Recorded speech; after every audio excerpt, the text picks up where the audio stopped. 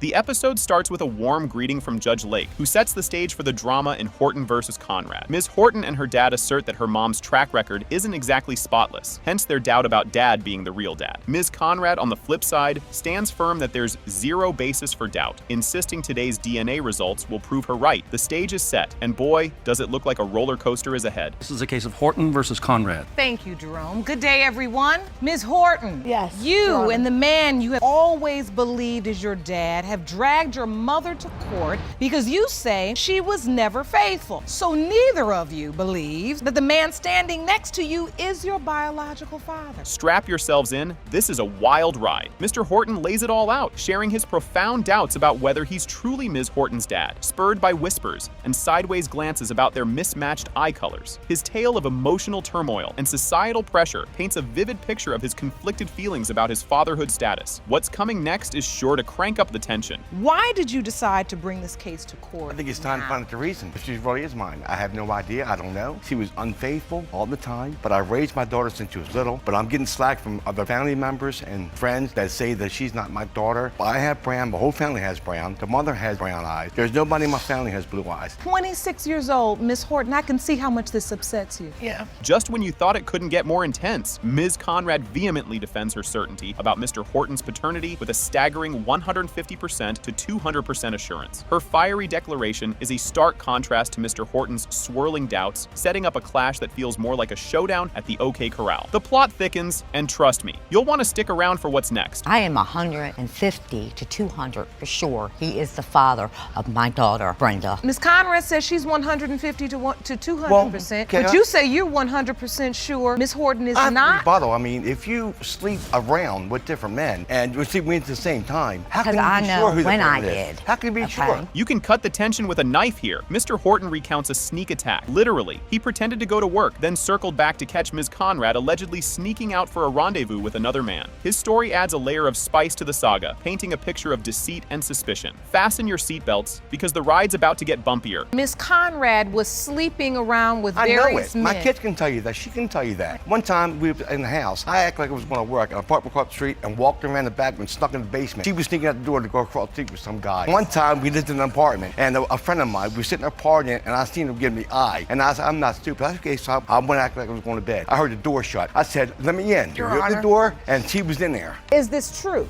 I have ran around on him, yes I have. Wait, did he just say that? Mr. Horton throws a curveball with a theory straight out of a soap opera. He suggests the real father might be a blonde-haired, blue-eyed mailman who also has a birthmark just like Ms. Horton's. It's a wild accusation that adds a juicy twist to the already tangled tale. And guess what? It gets even juicier from here. Sir, you brought an exhibit. Yes, ma'am. Okay, step over to it. All right, please. thank you. My daughter has blonde hair. The man would have blonde hair. The man would have blue eyes. My daughter's got blue eyes. The birthmark, I call it, or beauty mark, whatever you want to call it, had the same mark, the same spot. I don't know for sure, but I've heard. That's the only one I don't know for sure. The rest of them I can tell you I knew. So this I don't- mailman delivered your mail every day and has blonde hair, blue eyes, and a birthmark. Yes. The same features as your daughter. Yes. Grab your tissues, it's about to get emotional. As the court drama unfolds, Ms. Horton's heart-wrenching dilemma of feeling torn between her dueling parents pulls at the heartstrings. Her longing for a definitive answer about her paternity is palpable, highlighting the emotional stakes at play. Stay tuned, because the climax is just around the corner and it's a doozy. I hear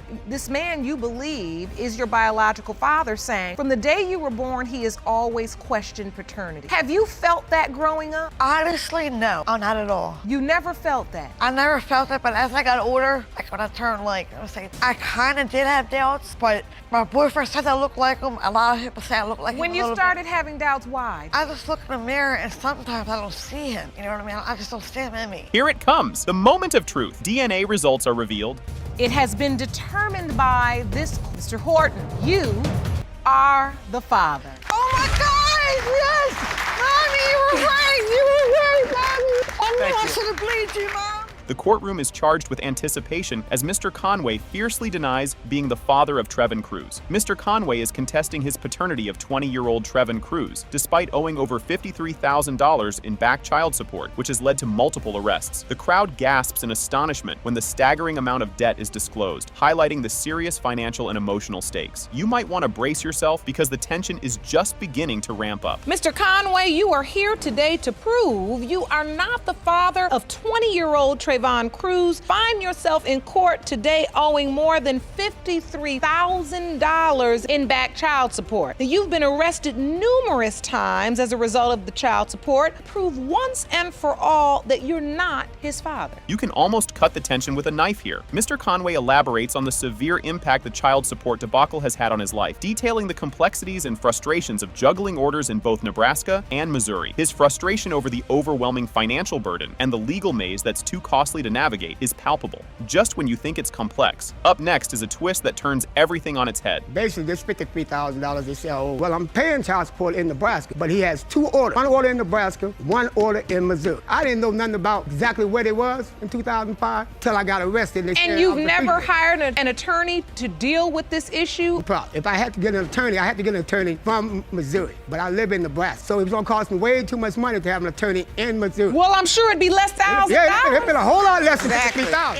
Here's where it gets even stickier. Mr. Conway recounts being arrested around 10 times due to the outstanding child support, each incident throwing a wrench into his attempts at a stable life. He paints a vivid picture of a life constantly interrupted by law enforcement because of financial arrears. The saga takes another dive deeper next, so stay tuned. How many times have you been arrested over? About 10. Every time I get a house or an apartment, as soon as I'm doing great. I don't care if I'm walking down the street and the cops stop me. Right. They pull me over. You brought your sister. Ma'am, I'd like to hear from you. You feel like your brother has made the effort. I feel like every time he gets a job or something, he goes back to jail. By the time you've kept him from all that time, guess what? That job is gone. That apartment's gone. Now you're back on your sister's couch. As the courtroom emotions bubble over, the judge tries to restore some semblance of order as emotions hit a peak. Mr. Conway is adamant about not being Trevon's father and debates over his absence on the birth certificate. He claims he was excluded from signing it, a point Ms. Cruz contests, stirring up more confusion and heated exchanges about their shared past. Buckle up, because the emotional roller coaster is about to take another sharp turn. One at a time. $50,000. One at a time. Trayvon is 20 years old. Yes, he is, Your Honor. Were you at his birth? Did you sign his birth certificate? Your Honor, I couldn't sign it. But the day I asked her to sign the birth certificate, she told me no. I asked her to sign the birth certificate. She told me I didn't have to sign it. You know what? That's why my name is not on his birth certificate. You say she didn't let you sign the birth certificate? She told me not to. In the hospital room, the nurse came in. She told me not to sign the birth certificate. Now, things get really juicy. The conversation shifts to the timing of Ms. Cruz's pregnancy and Trevon's birth, with Mr. Conway bringing out a calendar to underscore his skepticism about the pregnancy timeline. He argues that the dates just don't line up, hinting at potential discrepancies that might support his denial of paternity. The revelations coming up are jaw-dropping, so don't go anywhere. Your name is not on the birth certificate. You've expressed today that you wanted to be on the birth certificate. If you missed the opportunity to sign the birth certificate in the hospital, why not make arrangements at a later date? Exactly. She left town, we was doing all right. Went to lose our apartment. When we lost our apartment, she was gone for 9 months. Came back in June. Told me in July she was pregnant. She had the baby in January. Can you believe this? Doubts keep mounting as Mr. Conway reveals that his suspicions about Trevon's paternity started when he was supposedly told not to sign the birth certificate. The judge notes that despite Conway's presence at the birth, his persisting doubts and lack of involvement in Trevon's life have only fueled the emotional gap between them. The stakes are about to get even higher, so keep watching. You tell me you're pregnant in July, we having a baby in January, this math doesn't add up. Close to $54,000 behind in child support. Yeah. And you say there's absolutely no way this child could be yours. No, Your Honor. But yet he was there. And was mad because he didn't get to sign the birth certificate. That's what I'm trying to understand. That is when I started having doubts when she told me not to sign the birth certificate. Oh, so you didn't have doubts when the pregnancy was 6 or 7 months? All them doubts started when she told me not to sign the birth certificate. Grab your popcorn, folks, because this is getting good. Trevon steps up and shares his side, discussing the emotional toll of his father's sporadic presence and dubious decisions, like the notorious strip club incident. This testimony sheds light on the personal and emotional layers complicating the legal and financial disputes. And just when you think it can't get more intense, it does. He has tears in his eyes as he talks about the earliest memory he has of his father is going on a bus and ending up at a strip club, so he gotta sit outside and wait. It's a whole Never happened, Your Honor. He's never held up his end of the bargain, ever. He's never been... And you feel like he did not make an effort. Never made an effort. It's not hard. You're not just living for you now. You have to live for somebody else. Here comes the moment we've all been waiting for. The dramatic climax as the paternity test results are revealed. Mr. Conway, you are his father. That's what I'm talking about. Get your life together. Get your life together. I question it. I question it because he We don't want questioned it. nothing from him. The courtroom tension is palpable as Ms. Clark accuses Mr. Newby of denying paternity under the influence of his new girlfriend, Ms. Faulkner. Mr. Newby vehemently denies the claim, arguing that Ms. Clark's infidelity is the real issue. Just when you think it couldn't get more heated, it does. You claim that you and the defendant dated for only 3 months before you became pregnant with his baby. You say the relationship was moving forward until he left for a woman you claim is old enough to be his mother. It is your belief that she is the reason Mr. Newby is denying paternity. You say the plaintiff was involved with another man at the time she became pregnant. You do not believe you are the father of her child, and anything to do with your new girlfriend, Ms. Faulkner. An emotional roller coaster unfolds as Ms. Clark opens up about her troubled past, including her battles with drug abuse and personal loss. Her revelations shed light on the deep emotional undercurrents of the case. Buckle up, because there's more turbulence ahead. Your Honor, when I met him, I was in drug use, but we were together for 3 months. He was in drug use. When he left me, I felt abandonment because when I was younger, at 13 years old, my dad had hung himself because of drug use. 5 years later, my mother had died when I was 18 years old because of cancer. So when he left me when I was 7 months pregnant, I felt abandonment and pain and agony. The plot thickens when Mr. Newby expresses his doubts about being the father due to Ms. Clark's past relationships. The revelation of a sonogram picture challenges his claims and complicates the narrative. And guess what? There's even more drama brewing around the corner. If you had doubts about being a father or whatever, then why'd you have this picture taken with me with the first ultrasound and being happy about being a father? Well, yeah, because if it's mine, I would love it. That's you two here with a sonogram picture. But and then when I first got the ultrasound, when she was working at McDonald's and he was working at McDonald's, she was putting in his head, oh, prove it to me otherwise. I didn't say prove it to me otherwise. Yes, you did. You were talking to showing a picture of a baby you don't even know is yours. Yeah, you it wasn't a secret. It wasn't a secret. In a surprising turn of events, Ms. Clark admits to testing Mr. Newby's commitment by sending him a picture of a fake baby. This confession adds a layer of intrigue and desperation to the proceedings. The courtroom's reaction? You'll want to see it to believe it. But I was just upset because questions why he had left me. Okay, he had left me. What was your intention behind sending the picture of the baby? I need to understand that. To see if he would show any interest of seeing his son because he wasn't doing that. You showed him a picture of a fake baby as if the baby had been born. Yeah. I got a picture on my cell phone. While I was at work, I showed my manager and ran home. I don't even think I clocked out or anything. And I just wanted to see if he would show interest or whatever, and if my son was born, coming to see him or anything. The judge probes Mr. Newby about his efforts to support Ms. Clark and the child, emphasizing the importance of individual responsibility in parenting. His responses highlight the ongoing challenges in their relationship. The next part, it's a doozy, so stick around. It is very convenient that you have Ms. Faulkner to kind of help you in your potential responsibility. I want to know what you have done individually to help Ms. Clark take care of the baby. When I could, yeah. If she asked, hey, I need diapers, I would get them whenever she needed. From my vantage point, there shouldn't be a thing that you wouldn't do for this beautiful baby. There's not. The atmosphere in the courtroom is charged as the DNA test results are finally revealed. When it comes to 3-month-old baby Richard, Mr. Newby, you are the father. Oh, buckle up for this ride. Ms. Brogdon steps up to the plate with a major claim, asserting that the late Tyrell Jones fathered her daughter, Quamira. She's here to get the family on board and support her kiddo, laying out her tough journey of raising her little one alone amid the family's denial of paternity. The stakes are high, and you won't believe what's coming up next. Ms. Brogdon, you are in court to prove to Ms. Jones and her daughter that her deceased son, Tyrell Jones, fathered your 1-year-old daughter, Quamira. Ms. Sugden, you say without a doubt that your brother did not father Ms. Brogdon's daughter. You say the stress of her accusations have affected your mother greatly and is preventing her from healing after the loss of her son. Here's where the plot thickens. Mrs. Sugden, standing firm and somewhat indignant, outright denies any possibility of her brother being the dad. She spills some serious tea by revealing that Ms. Brogdon wasn't just involved with 1, but 2 of her brothers, tossing a major curveball into the paternity question. Strap in, the courtroom drama is just heating up. Tamisha, first of all, slept with 2 of my brothers. So that's what left me like, I can't trust anything she says, honestly. I mean, she slept with 2 of my brothers. 2 of them. And that's true, Ms. Brogdon? Yes, Your Honor.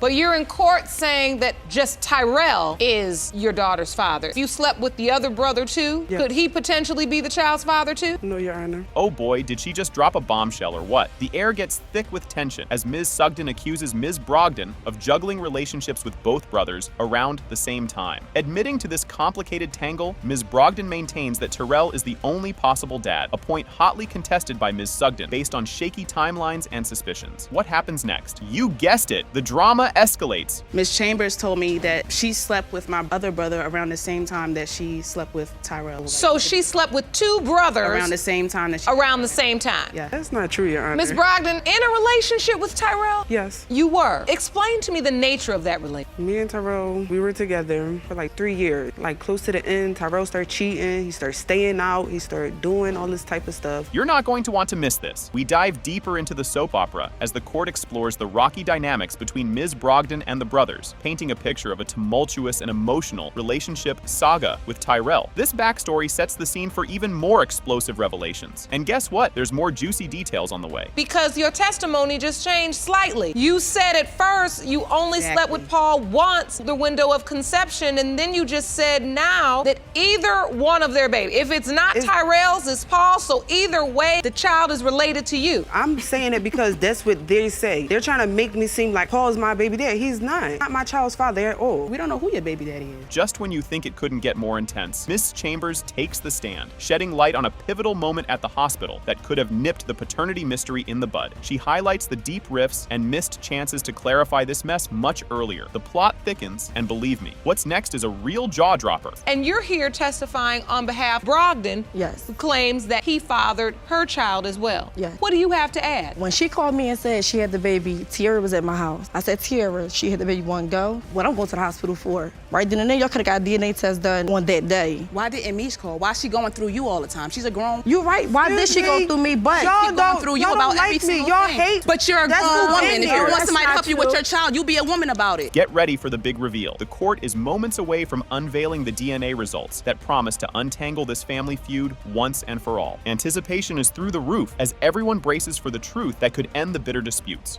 It has been determined by this court. Miss Christina Jones is related to Quamira Jones. Mr. Paul Jones is not the father, which means Tyrell Jones is Quamira's biological father.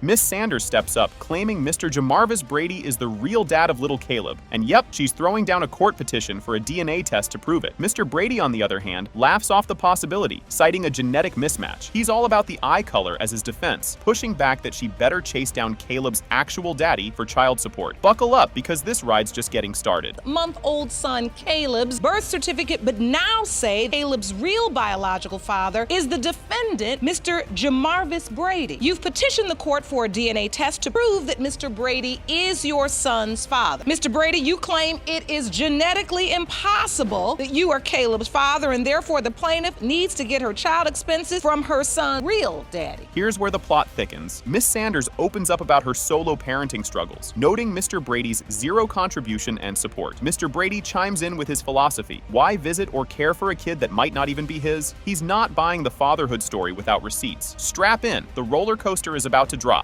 The first thing is the green eyes. No one in my family has green eyes. Starting with my grandparents, my grandma don't have green eyes. My granddaddy don't got green eyes. My mama or my daddy, her either, obviously. Me, I definitely don't have green eyes. I'm trying to figure out where these green eyes come from that's on this baby. Hold on to your popcorn, folks. The air gets tense as they dive into the nitty-gritty of their rocky communication and shocking pregnancy revelations. Mr. Brady is miffed about discovering baby news through the grapevine, aka Facebook, highlighting a relationship that's been more about drama than romance. The plot's about to thicken, so don't touch that dial. He saying he don't want me, but he constantly texts my phone, somebody so what's up? I come to the house, dudes coming and going all How you gonna tell me that dude coming and going, but you I not? left her house and the dude through the same dude who she was texting. How you her gonna ex get came through while I was pulling out. So you telling me that if you see somebody with your girlfriend, you ain't gonna get mad and try You to wasn't fight? my girlfriend. We was broken up. So you ain't gonna get mad and try to fight? You ain't nothing but my potential baby mother. Stories are not matching up. It don't make no sense. You ain't nothing but my potential baby see, mama. Just when you think you've seen it all, Miss Sanders recounts her nightmare pregnancy and the horror of a complicated delivery, all while Mr. Brady was MIA. She paints a vivid picture of rushing to deliver Caleb amidst serious health scares. The drama intensifies, and trust me, you'll want to see what's next. My son, while I was pregnant, he had a cyst on his brain, and the whole time they were saying that, you know, if the cyst don't disappear, that he could possibly have Down. Just a lot that was going on with my pregnancy. Even when I had him and pushed him out, he was still going through a lot. His heart rate jumped from like 140 down, so I had to hurry up and push him out. I pushed him out in about 4 minutes. My water broke at 9:56. He was born at 10 on the dot. His umbilical cord was wrapped around his neck and everything. It was a rough, and Mr. Brady was never there. And the curveballs keep coming. Miss Sanders drops a bombshell. Another dude's name is on Caleb's birth certificate because at the time, she was convinced Mr. Brady wasn't the father. But whoops, a DNA test later, and that guy's not the dad either. Up next, watch as this tangle unravels further. So yes, he did sign a birth certificate, but we got DNA test found that he was not the father anyway. She was gonna deliver. She didn't even tell me she was delivering the baby or nothing, Your Honor. So did you inform him that the baby was on its way? No. You tested another man? Yes. You found out that he was not the father? Yes. And after you got that conclusion, you knew that at this point, Mr. Brady was the only other option? Yes. And you're positive that he was the only other option? Yes. And now, the moment of truth. The DNA results are in, and guess what?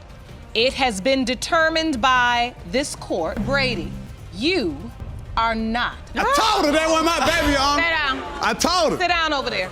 Stand right where you're standing. I told her, Your Honor. I knew it wasn't mine. 100% positive.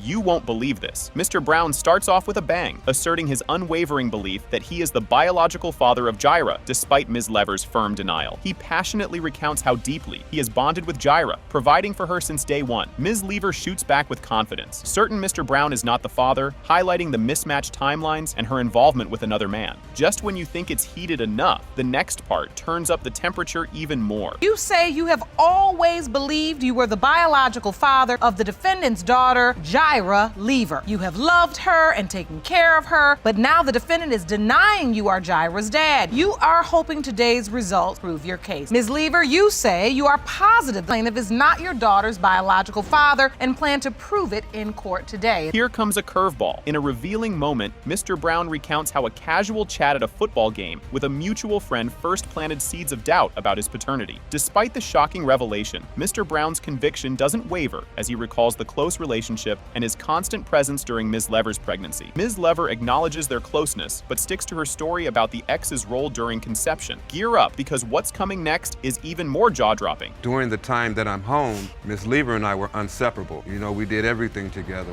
Even if it was just a 5-minute grocery store trip, we were together, you know, so I can't see how she had time or the opportunity to be with anyone else. So you all had a real relationship? Yes, ma'am. Yeah, we did have a relationship, but our relationship has been pretty much rocky throughout the course of the 8 years. You're not ready for this twist. Ms. Lever steps up with a visual aid, mapping out the timeline of her rocky reconnection with her ex during a tumultuous family crisis. She explains how emotional support led to intimate moments, precisely detailed in her hospital rendezvous. As she lays out her case with the aid of the exhibit, the plot thickens, setting the stage for even more bombshells just around the corner. Ms. Lever, I just want to ask you, how do you have sex in a busy hospital? It occurred. I mean, during that time, we were both dealing with a situation that was very detrimental. During that time, we basically bonded. Was this a one-time thing with your ex in the hospital, or did this continue? No, it was a one-time thing. Hold on to your seats. The spotlight shifts to Genesis, another child caught in the paternity crossfire. Mr. Brown expresses serious doubts about being Genesis's father, pointing to Ms. Lever's other romantic entanglements during the crucial periods. The revelations expose the deep-seated and unresolved issues between Mr. Brown and Ms. Lever, turning the courtroom drama up a notch. And believe it or not, what follows is an even bigger can of worms. Around the time that Genesis was conceived, Your Honor, Miss Lever was involved with another individual that I saw with my eyes personally. Were you involved with another man? Me and Mr. Brown was on, we were on a break. What type of break are you having? We are no longer together because you are manipulated. You call my phone with all that crying. And I take the weight off of her. No, you don't. Having to be, I take the— 8 years, this man do not work. And now, for the moment we've all been waiting for, the judge finally reveals the DNA test results, and the courtroom is electric with anticipation. It has been determined by this court. Mr. Brown, you are the father. Can you believe how we kicked things off? Judge Lake lays down the situation with Ms. Walker, who's on a heartfelt quest for truth after her brush with death, eager to pinpoint her biological dad. She's convinced Bruce Simmons might be the guy, but first, she's got to sway his skeptical wife. Just the beginning, folks. Strap in for more eyebrow raisers. That your near-death experience has made your desire to determine your biological father. After believing one man was your father, you learned about another possibility. Now, you'll meet him for the first time in a minute, but you say you must first prove to his doubtful wife. Here's where it gets juicy. Mrs. Simmons stands her ground, utterly convinced her husband Bruce couldn't possibly be Ms. Walker's father. She throws down a sterility claim that dates back decades. Talk about a plot twist. Buckle up, because this roller coaster's just hit the first climb. That there's absolutely no way your husband is Ms. Walker's biological father. Walker needs to let go of this fantasy and move on to another candidate. We've been together since we were 15. We just got married 2003. I have 2 biological kids. I believe he can't make no kids. Oh, the plot thickens. Ms. Walker dives into her backstory, hitting us with a tale of medical emergencies and mistaken paternity that sounds straight out of a soap opera. She ties it together with a mysterious family reunion instigated by a roadside encounter. You won't believe what's coming up next. Keep your popcorn handy. And in order to have this lung biopsy, they said that I can reach out to my family before they went for donor blood. So I called my dad that I was told that was give blood so I wouldn't have to have donor blood. The doctors comes into me and told me, the guy that you were thinking that's your father, there's no possible way we wasn't able to use his blood. The temperature's rising in here as Ms. Simmons disputes Ms. Walker's story, calling it a fantasy. Judge Lake steps in to try and cut through the fog. The courtroom's buzzing, and just when you think it can't get more heated, the next revelation is a doozy. What to me? That's my husband. You, but I'm not asking y'all for nothing. I don't want nothing. You building somebody. You building somebody. No, I don't. Are you upset that she made contact, or are you upset that your husband may be her biological father? No, never that, because he wants to be a father. Hold on, you say none of that. None of that. Get ready for a curveball. Judge Lake digs deep, underscoring the stakes involved. This isn't just about family trees, it's about Ms. Walker's health. She recounts a voice message from Bruce Simmons that threw her for a loop, shared with just about everyone she knows. The suspense is building, and what happens next might just topple your socks off. Mr. Simmons tell you he believed that he's your father. Yes, ma'am, he did. He did. He did. Jerome, I think it's time we meet Mr. Simmons. Yeah, please bring him in. Please. Hello.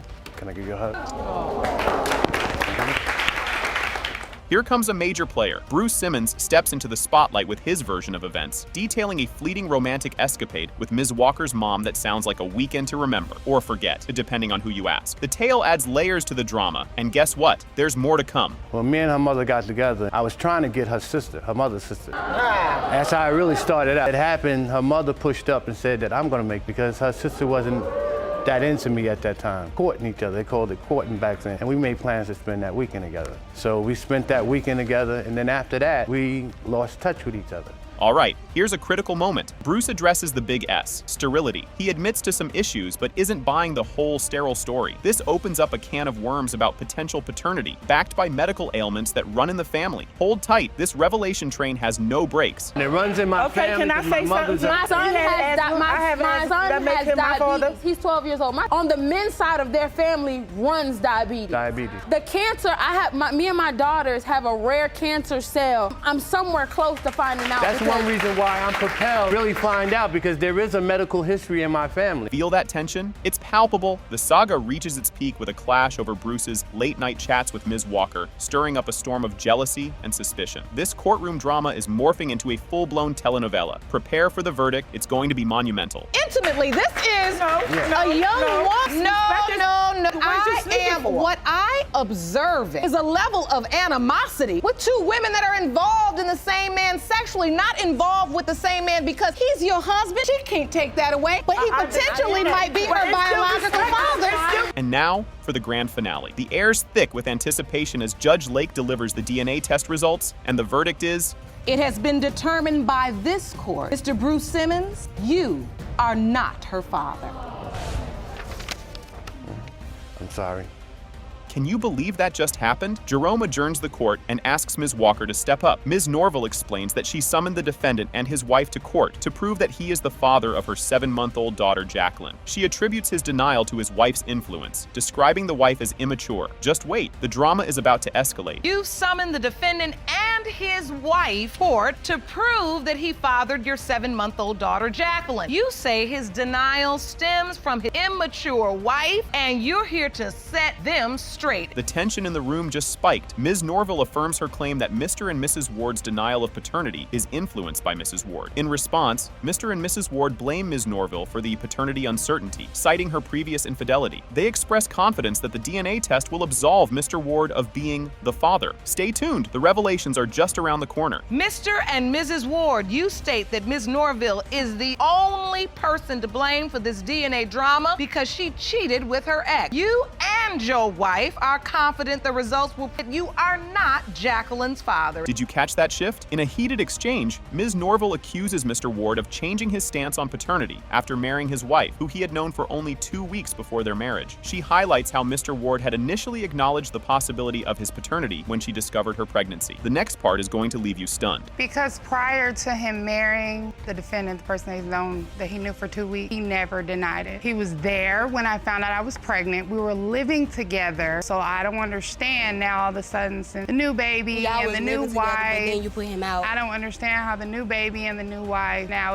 she's not mine. This is turning into a real showdown. Ms. Norville recounts their prior cohabitation and Mr. Ward's presence during the early stage of her pregnancy, suggesting his initial acceptance. She is baffled by his subsequent denial after his marriage and the birth of a new baby, attributing his inconsistency to his wife's influence. Brace yourself. The drama intensifies next. That's Mrs. He just Ward. texted you last night? I'm so sorry. I didn't mean to get married. Oh, you came with receipts? I didn't mean to get married. I mean, it's just so much. What is that in your hand? I mean, this but is who's the he with message every from night? him. No. So hold on, Miss night. Norville, what do you have in your hand? The text message from him last night while he was in the hotel room with the... You won't believe what she brought to court. A dramatic reveal occurs when Ms. Norville presents a text message from Mr. Ward apologizing for his marriage, sent from a hotel room he shared with his wife the previous night. The judge and courtroom react with surprise as she reads the message aloud. Things are about to get even more heated. Nasty. Oh, so this comes from Dean Ward. Yes, ma'am. I got married, which I shouldn't have. Just understand me, I'm sorry. Yes, ma'am. The courtroom was in disbelief. Ms. Norville provides a text from Mr. Ward expressing regret over his marriage and a desire to reconcile after a divorce. The judge queries Mr. Ward about his commitment to his marriage in light of the ongoing communication with Ms. Norville. Watch out, the situation escalates in the next moment. I don't see you or get to talk to you, but I have to be miserable, no Kadeem. Then you write back, Mr. Ward, when I'm done with this, you can have all my time and you can have it now. I just want to get this divorce and be done with her. And then, man, it was all the jokes. Messy, messy, messy. And then you say, bye, Kadeem. What a tangled web they weave. The discussion shifts back to the paternity issue. Mr. Ward denies his presence at the birth and early life of Jacqueline, attributing it to the turmoil caused by Ms. Norville's actions. The judge struggles to maintain order as both parties argue over the circumstances surrounding the birth and paternity acknowledgement. The climax is just around the corner. Yeah, I mean, because goodbye means forever. You're getting all these text messages while he has a wife? You wrote me first. I did? You definitely wrote me What first. does it? Who cares who texts first? You if definitely this is wrote me insane? first. Like, You here and there, definitely we're wrote about me to first. date. Not my He marriage. wanted to That's know not what, what we're here girl, about. that's not a marriage. We're- He wanted to know what hotel I was at. That's not a marriage, Let's sweetheart. get some order in here. You say he was perfectly comfortable with the baby until he got married. This was the moment everyone was waiting for. The climax of the episode arrives with the DNA test results. It has been determined by this court. Mr. Ward, you are the father. Yes, I knew it. When it comes to 1-month-old Kadeem Ward Jr., it has been determined by this court. Mr. Ward, you are the father. Can you believe we're actually starting this? The case Puckett vs. Macon kicks off with Ms. Puckett claiming Mr. Macon fathered her child while juggling a relationship with his current girlfriend, Ms. Glover. Ms. Puckett demands a DNA test to establish paternity, asserting that both kids from these tangled relationships are named Stephen Macon Jr. Just when you think it can't get more complex, keep watching. Ms. Puckett, you claim the defendant, Stephen Macon, fathered your child while in a relationship with his current girlfriend, Ms. Glover. You claim you can prove he got you pregnant pregnant at the same time, and now you both have 2-year-old children named Stephen Macon Jr. You're asking the court for a DNA test to prove that Mr. Macon is the biological father of your 2-year-old son. Did that exchange really just happen? Mr. Macon counters Ms. Puckett's allegations, suggesting she's a veteran at this, with multiple children by different fathers, yet he denies being one of them. He acknowledges a past fling with Ms. Puckett, but insists they used protection, albeit unsuccessfully. This sequence lays bare Mr. Macon's shaky defense amidst the convoluted saga. Brace yourself, the plot thickens even more from here. She got 5 kids by 5 different baby daddies. And you could be the 6th. No, I ain't. We didn't have sex till like 3 months after. I wouldn't even have sex. But you did have sex me with her. and my Miss Glover, we wasn't together at the time. Did you use protection? Yes. Before we even had sex. 3 weeks after I met her, she got my name tattooed on her neck. You got his name tattooed on your neck 3 weeks after we ain't you even met had him? sex yet. No. Talk about a curveball. In a pivotal moment, Ms. Puckett whips out a photo as proof of Mr. Macon's involvement during her pregnancy, capturing him affectionately, caressing her belly. Confronted with the image, Mr. Macon awkwardly confirms it's him in the photo. This evidence flies in the face of his earlier denials. You'll want to stick around. The surprises keep coming. He was rubbing on my belly like he was happy and he was concerned about it. And I have a picture of him that rubbing on my belly when I was about 7 months. Let me see that picture. Jerome, will you hand it to me, please? Is this you? Mr. Macon, are those your hands and your jacket? So what do you have to counter this evidence that Ms. Puckett is presenting? It's not my child. No, sleeping around with a whole lot of people. I know it. Proof of that. Did you bring the court anything? Now this is where it gets juicy. As the courtroom drama escalates, a deeper dive into the relationship dynamics and the backstory of naming the children is unveiled. Mr. Macon sends confusing messages to Ms. Puckett, hinting at a future together if the paternity test is positive. This scene ratchets up the emotional stakes, showcasing Mr. Macon's conflicting narratives. Don't go anywhere. It's about to hit the fan. Before we came to court, he sent me a message. Would you like to see that? He sent me a message off of Facebook saying that if it was his, that we all was gonna move in together. Oh, Her baby and my kids, we all gonna move in together if it was his. Then he sent me another one, said if it was his, it come out to be his, that we was gonna make love to the sunrise. If he is, like I said, I'll apologize to him. Who knew court could be this chaotic? Ms. Glover takes the stand, adding her twist to the tale. She recounts her own detective work and confrontations, painting Mr. Macon as less than truthful. This segment underlines the messy, interwoven relationships and the emotional turmoil bubbling among all involved. Next up, the tension reaches a boiling point. I said, I hear you. I said, open the door. Next thing I know, click, lock, and see her and hit the lock. She got smart, because I was about to walk up in there, but she got smart. I don't need no case. So she hit the lock. I'm like, I hear you in there. You might as well come out here. So you're not answering the door. I already know what it is. So I go back out to the car. He looking nervous because he don't know what happened. You went to confront her. Yes, as a woman. Because a man gonna lie. I feel like he can get away with it. A man gonna lie. So you went to figure out from him. Because I didn't heard your names. You know what I'm saying? I knew we was going through things. And now for the grand finale. The climax hits with the DNA test results. It has been determined by this court, Mr. Macon Sr., you are his father.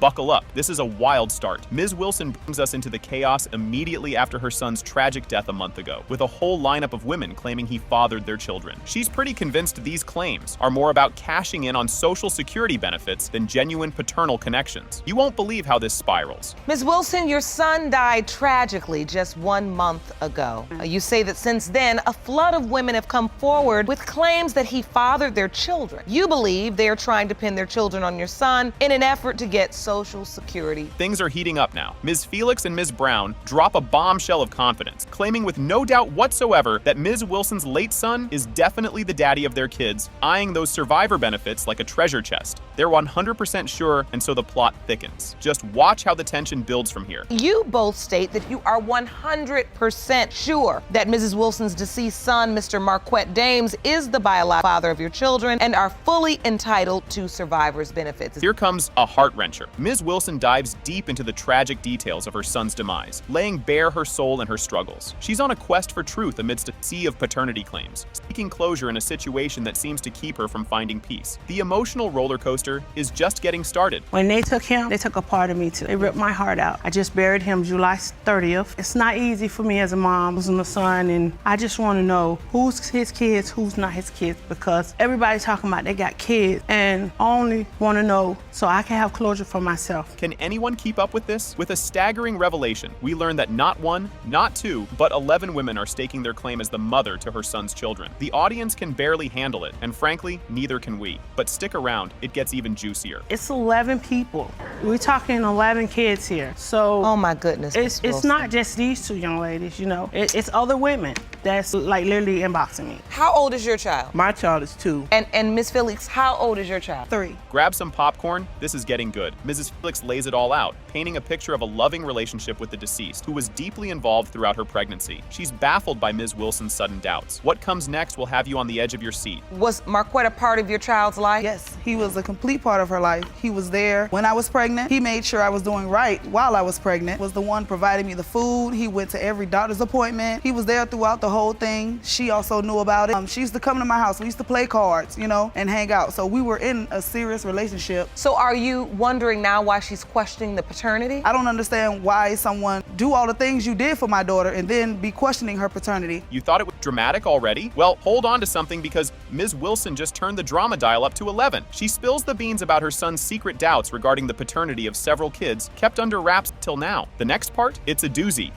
My son confided in me, and I promised my son I wouldn't say anything. Before my son died, we was talking for the past 6 months before he passed away. He had doubt about several kids. Her baby was one. Darielle baby was the next one. He told me not to say anything to anybody about it, so I kept it a secret between him and I. Fasten your seatbelts. Here's where it gets rough. Ms. Wilson accuses Ms. Felix and Ms. Brown of rushing to the Social Security office even before her son's funeral arrangements were set. It's a low blow full of grief and accusation, and the atmosphere is charged with emotion. The confrontation is far from over. Before he even got buried in the ground, called the Social Security office to get claims. He wasn't even in the ground. Funeral arrangements wasn't even ready. They wasn't even put in place. And these two did that. I didn't hold it against them. I didn't hold it against them at all. At the end of the day, it's my child. They didn't care about my grief at that present time. They didn't care because it was all about the money to them. It's not all about him. Just when you think it couldn't get more heated, Ms. Wilson and the alleged mothers go head-to-head in an explosive confrontation about actions taken right after her son's death. Accusations fly like arrows in a battlefield of words. What happens next will definitely raise some eyebrows. I'm a very emotional person right now. I have not grieved my son since he died. I'm trying to deal with other stuff. I just want to know who kid, who not. My son gone. They got their kid. Okay, I'm missing a child. That's wrong, you know what I'm saying? I'm just only trying to find out the truth. Miss Felix,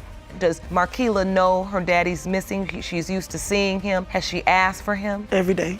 And now, the moment you've all been waiting for, like the final scene of a thriller. The DNA results are in. It has been determined by this court, Mr. Dames is the father.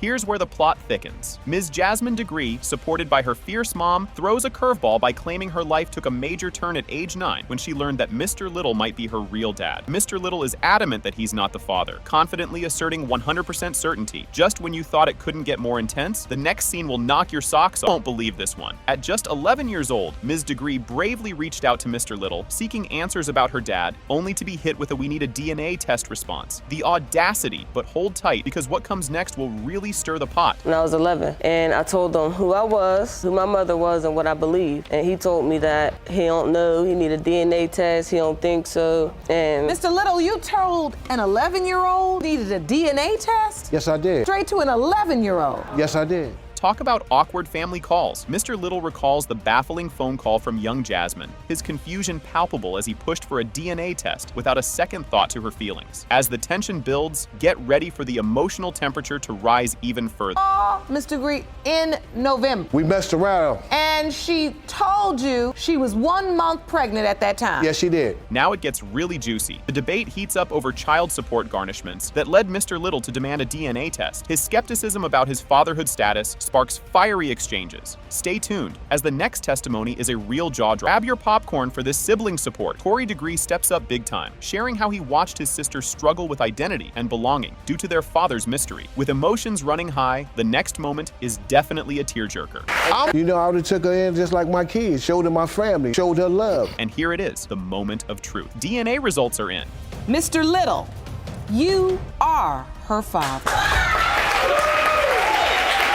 You won't believe what just went down. The plaintiff, Ms. Allen, steps into the courtroom and drops a bombshell, claiming Mr. Levant, the defendant, is actively denying paternity of their 6-month-old daughter in an attempt to keep their affair under wraps. She's here to blow the lid off that secret and prove that he is indeed the father, all while the courtroom hangs on every word. The drama is just getting started. Get ready for a wild ride. Ms. Allen, you were in court today claiming the defendant, Mr. Levant, is denying your 6-month-old daughter, Layla, only because he's desperate to try to your affair with him a secret. You're here to expose that secret and prove paternity. Mr. Levant, you and your girlfriend say you know you are not the biological father of the child in question and will prove your claim today in court. Here's where it gets spicy. The audience can't believe their ears when Ms. Allen counters accusations about her baby's complexion, suggesting racial biases are at play in the paternity denial. The room is charged with tension as this moment amplifies the personal and complex social dynamics of the case. Buckle up, the next scene is even more intense. The baby don't look like him. That baby too light. The baby do not too light. Just because I have to like, and he don't want to break up his happy home with his girlfriend. So you believe this is all about the girlfriend? Yes. Mr. Levant, are you denying because you're trying to keep your relationship with your girlfriend? No. So you have a family together, you and your girlfriend? Yes. So there's a lot at stake here. You have children? Yes, we do. How many? 3. You have 3 children? Yes. Things are heating up now. During a fiery exchange, Ms. Allen and Mr. Levant's current partner, Ms. Lanier, clash over the nature and duration of Ms. Allen's relationship with Mr. Levant. Accusations about one-night stands and longer liaisons are thrown around, challenging each other's version of events with no holds barred. Stay tuned, because the arguments are about to get even juicier. So wait a minute. You tried to break up a happy home. You knew we had 3 kids together for the longest. You've been commenting on my profile. No, I was there because I was telling you to keep him away from me. No, let's get some order because I want to understand this story. Did you know Mr. Levant had a girlfriend and 3 children when you were sleeping with him? No. Was it just a one-night stand? No, it wasn't. You commented on my firstborn child. Like I said, we was together. Grab your popcorn, folks. Ms. Allen whips out a calendar as her ace, pinpointing the exact date of her rendezvous with Mr. Levant, which she claims led to her pregnancy. The judge scrutinizes this claim, while Mr. Levant dismisses the dates, thickening the plot with skepticism and disbelief. Don't blink. You won't want to miss what's coming up next. In 2015, what happened? You were in long-distance phone relationship. I came to Atlanta in 2015 for my vacation. We meet up. We did what we did. But you contacted me in that week. We did what we did in 2015, and I got the proof. Like, you know that when we did it. You have proof? Yes, I do. I'd like to see it. So on this calendar, you claim you were intimate with Mr. Levant on the 27th of December. Yes. Hold on to your seats. Amidst swirling accusations, Ms. Lanier asserts that Ms. Allen was involved with another man, Mr. Mitchell, right before her alleged encounter with Mr. Levant, muddying the waters of paternity further. As Ms. Allen admits to the fling but reaffirms Mr. Levant's paternity, the storyline twists with added layers of complication and doubt. The courtroom drama escalates, so keep watching. The revelations are going to be explosive. You are saying that Ms. Allen was intimate with another man somewhere during this timeline. Can you tell the court where? In the park. It was not at the park. I mean, at what? I did not mean a location. I meant where within the timeline. You had sex with Mr. Mitchell a day before you had sex with Mr. Levant. Now here's a game changer. Ms. Allen presents a string of text messages where Mr. Levant allegedly acknowledges his role as the father, calling himself daddy. This crucial piece of evidence could turn the tide in the paternity debate, challenging his denials head on. The atmosphere is electric. Wait till you see the DNA results that are about to flip the script. This is a series of text messages between the two of you? Yes. Text messages? Yes, Your Honor. So, happy Valentine's Day, Lily. Lele. Daddy loves you. Happy Valentine's Day to you, Carlisha. Then you send a picture of Layla. Daughter. And then he says, Mr. Levant says, what's she doing? And then you say, looking around. Everyone in the courtroom is on the edge of their seat. The moment of truth arrives, with the DNA test results that conclusively show. It has been determined by this court, Mr. Levant, you are not the father. Yes! What? Yes. Allen? He's the only man I slept with though.